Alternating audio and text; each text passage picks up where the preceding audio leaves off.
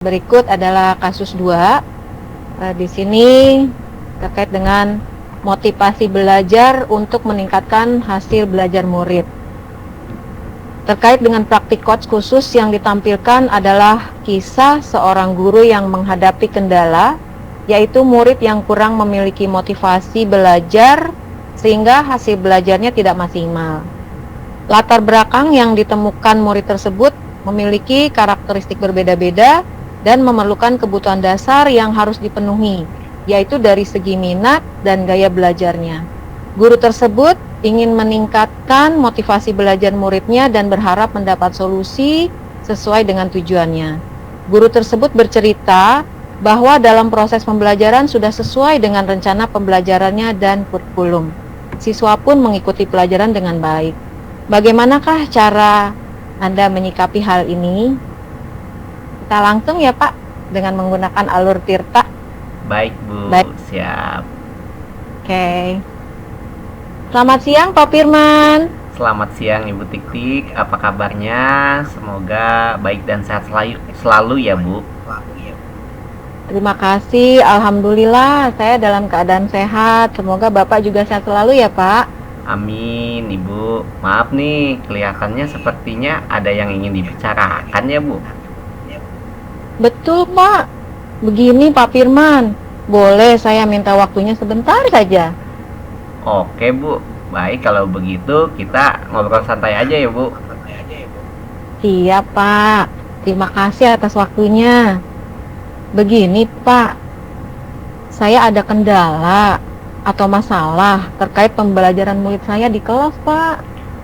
Oh begitu, boleh Bu diceritakan Bu, kira-kira kendalanya apa Bu? Begini Pak, saya menghadapi kendala diantaranya murid saya dalam pembelajaran. Murid tersebut ketika pembelajaran di kelas dapat mengikuti pelajaran dengan baik, kehadirannya bagus. Dalam mengerjakan latihan soal bisa menyelesaikan, dan ketika diberikan tugas mengumpulkan sesuai waktu yang ditetapkan. Nah, tertib juga dan disiplinnya tinggi. Namun ketika asesmen sumatif hasil belajarnya kurang maksimal dan belum memenuhi kriteria ketuntasan yang ditetapkan. Saya sedang mencari solusi, barangkali Bapak bisa membantu saya untuk menyelesaikan masalah tersebut Pak. Oh, jadi Ibu ingin mengembangkan dan meningkatkan hasil belajar murid-murid Ibu ya? Iya betul Pak. Maaf nih, mau konfirmasi dulu. Selama dalam proses pembelajaran, apa yang Ibu dilakukan sama Ibu? Maksudnya seperti menggunakan metode apa? Apakah selama kegiatan pembelajaran adanya asesmen atau yang lainnya Bu? Begini Pak, saya sudah melaksanakan proses pembelajaran sesuai dengan rencana pembelajaran yang saya buat ya dalam bentuk RPP atau modul ajar. Berikutnya, modul ajarnya pun sudah mengacu kepada kurikulum Merdeka. Kehadiran murid selama kegiatan pembelajaran selalu hadir. Keterlibatan murid dalam mengikuti pelajaran terlihat baik.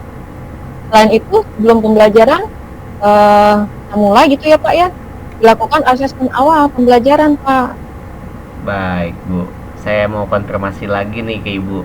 Apakah selama proses pembelajaran juga dilakukan asesmen formatif Bu? Seperti yang saya sampaikan sebelumnya Pak, bahwa di awal pelajaran saya melakukan asesmen awal. Asesmen awal pembelajaran ya Pak ya. Iya Bu. Berikutnya seperti bagaimana gaya belajar selama ini, bagaimana sarana pendukung pelajaran, minat belajar dan lain-lain.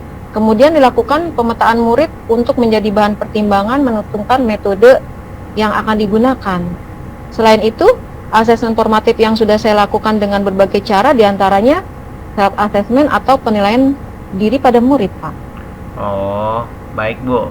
Lalu bagaimana nih hasil formatifnya? Beberapa asesmen formatif yang saya lakukan adalah melakukan pengamatan langsung Pak, observasi dari penilaian diri.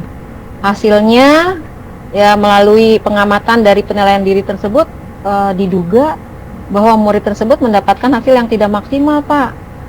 Di antaranya karena tidak suka akan mapel ekonomi, mengingat yang bersangkutan memiliki cita-cita dalam dunia musik. Baik, Bu. Terhadap murid-murid yang Ibu ajarkan, kira-kira jika dihadapkan dari skala 0 sampai 10, hal yang membuat anak-anak itu berhasil nilai maksimalnya 10.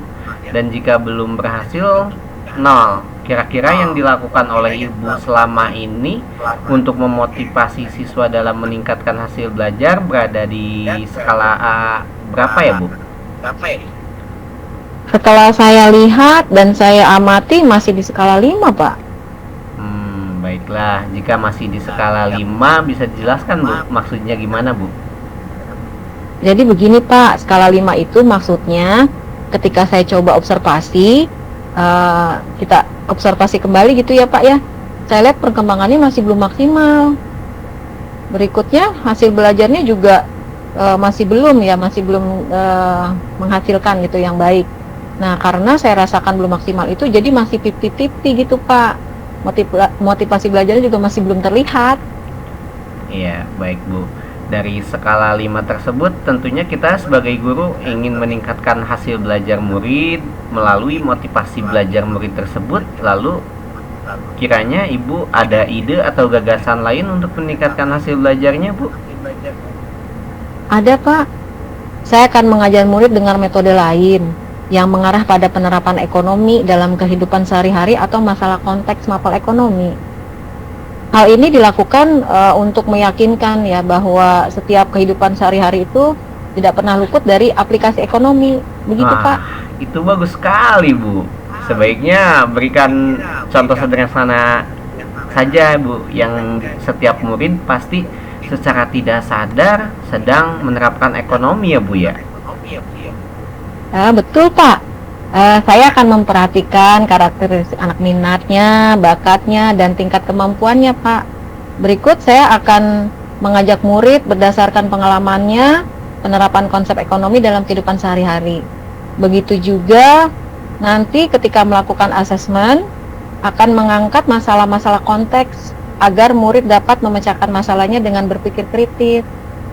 Dengan demikian, murid akan semakin lama, semakin senang, dan timbul minat lebih besar terhadap mata pelajaran ekonomi, Pak. Nah, kira-kira jika ide gagasan Ibu itu dilaksanakan minggu depan dengan menggunakan skala 0 sampai 10 tadi, target Ibu berada pada skala berapa, Bu, keberhasilannya? Target saya pada posisi skala 9, Pak. Luar biasa sekali. Mudah-mudahan apa yang Ibu usahakan dalam meningkatkan hasil belajar siswa melalui motivasi belajar murid dapat meningkat dan lebih baik lagi ya, Bu. Terima kasih, Pak. Mudah-mudahan saya dapat mencapai target.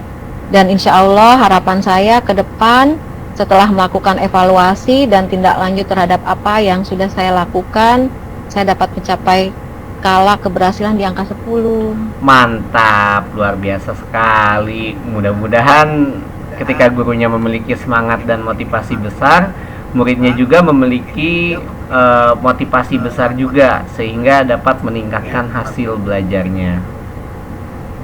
Terima kasih, Pak, sudah meluangkan waktu untuk diskusi dengan saya. Akhirnya saya dapat penguatan dalam memotivasi murid untuk meningkatkan hasil belajarnya. Sama-sama, Ibu, semoga dapat memotivasi belajar siswa dan lebih meningkat lagi ya, Bu, hasil belajarnya. Terima kasih, Pak Firman. Assalamualaikum. Waalaikumsalam. Terima kasih kembali. Semoga sukses selalu, Ibu Tik Tik. Amin.